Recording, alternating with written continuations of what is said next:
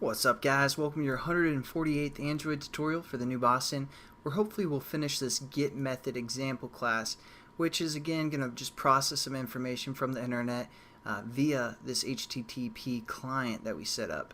So the first thing that we need to do is we need to set up a URI, which is basically going to be our website that we're referring to get some data.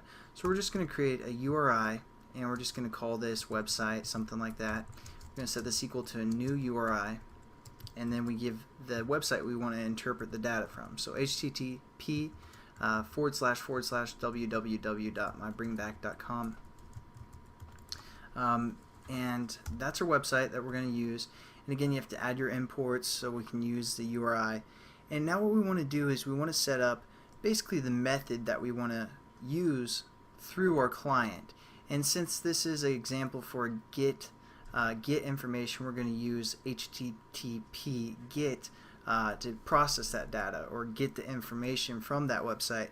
So we're going to set up a variable or instance of the class HttpGet, and we're going to call this our request.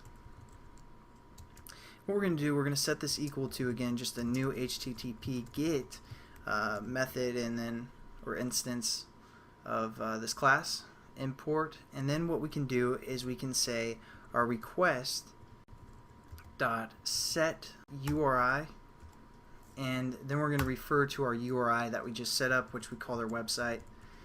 And now we're going to use the get method with the set URI, again just from mybringback.com.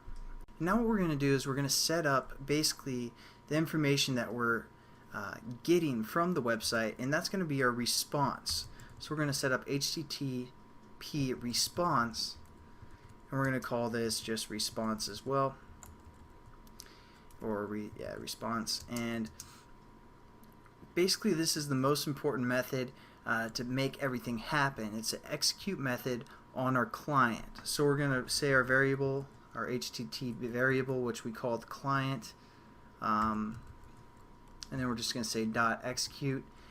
As you can see, it takes within its parameters basically a get method, which we called request. And again, we set up our website connected to our request or get method, and that's what we're going to actually request. So we're just going to say request like that, and then add our imports again, and everything's good to go.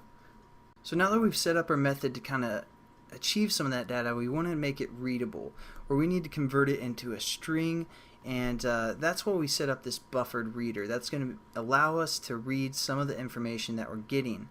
So we're going to set our buffered reader, which we called in, is equal to a new buffered reader, and it takes within its parameters an input stream. So we're going to have to create a new input stream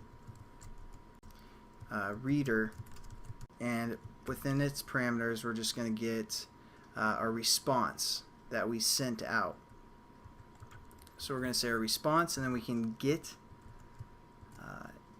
entity, and that's just going to open up the entity of the response if there is one, and then we're also going to say get the content after we open up the entity.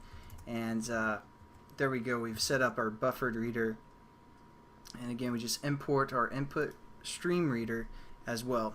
And it looks like we're probably going to run out of time for this tutorial, so it'll probably be one more tutorial before we finish up this method. Thought we could get it done, but it's taking a little bit too long. But let's just talk over everything that we've done again.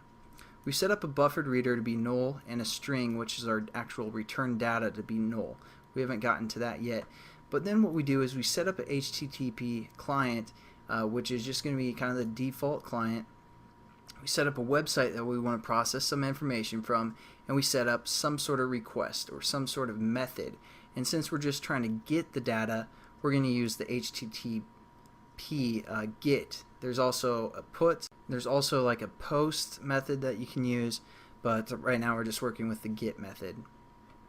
Then once we set up our request, which again is just our get method, we're going to set the URI to our website, and then we're going to try and execute everything. So we're going to refer to our client, and we're going to execute the request that we set up, and then we need some way to read it. So we're going to set up a buffered reader, which is going to take an input stream reader, which is basically converting this to input stream. and I have one extra parentheses there, so just delete that. And then that's going to allow us to get some sort of a buffered reader, which we're going to decode in the next tutorial. But thanks again for watching, guys. I'll catch you in the next one.